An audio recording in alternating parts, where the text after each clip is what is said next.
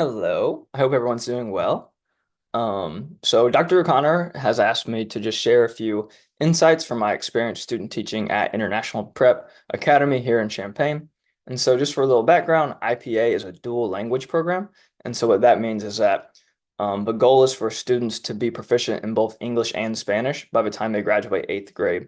And so that doesn't just mean that there are English speakers learning Spanish, but there are also a lot of Spanish speakers learning English.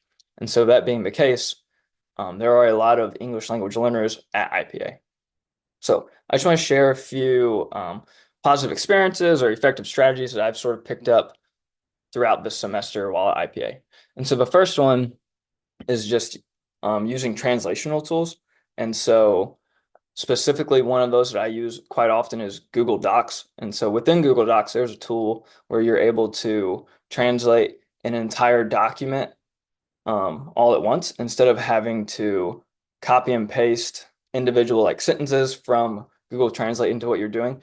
You're able to actually translate an entire document into whatever language you want. So that's been very helpful for any worksheets or quizzes that I've made up. And then something else that I've just sort of picked up along this semester is the use of a variety of demonstrations. And so instead of me just standing in the front of the class and sort of verbalizing and showing what we're doing, I use a lot of videos. And so then that allows English language learners to see the video or the activity in whole and then contextualize that and then go replicate it instead of having to rely on just picking up and understanding bits and pieces of what I'm saying and then go and guess as to what they're doing and they're not even sure exactly what they are supposed to be doing.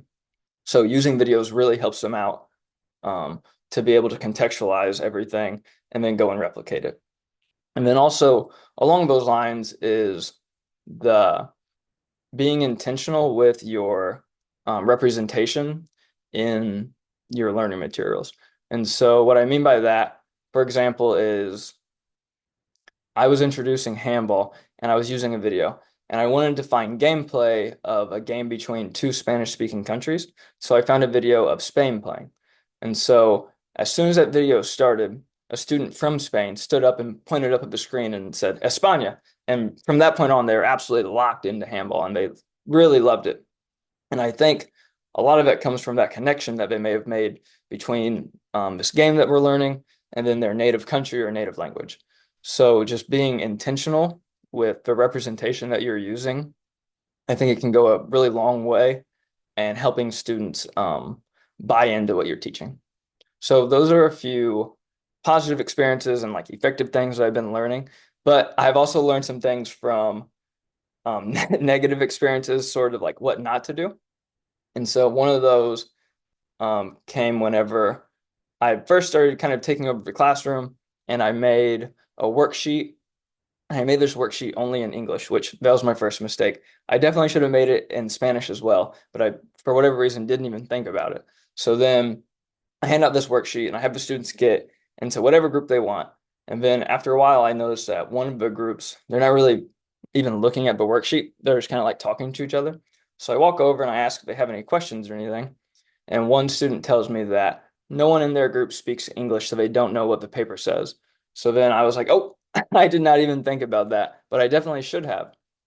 And so then I just had to ask them if they would like to join another group and work together. But from that, I've learned that not only is it important to provide papers or written material in both English and whatever language another student may speak in your classroom, but it's also important to be intentional whenever you're creating groups so that if you are doing something in English, you mix English speaking students with non-English speaking students so that everyone is just kind of able to help each other out and be on the same page. So those are just a few experiences I've had while student teaching. If anybody has any questions about student teaching or anything like that, please feel free to reach out and I would love to talk about it. And I will see you all later.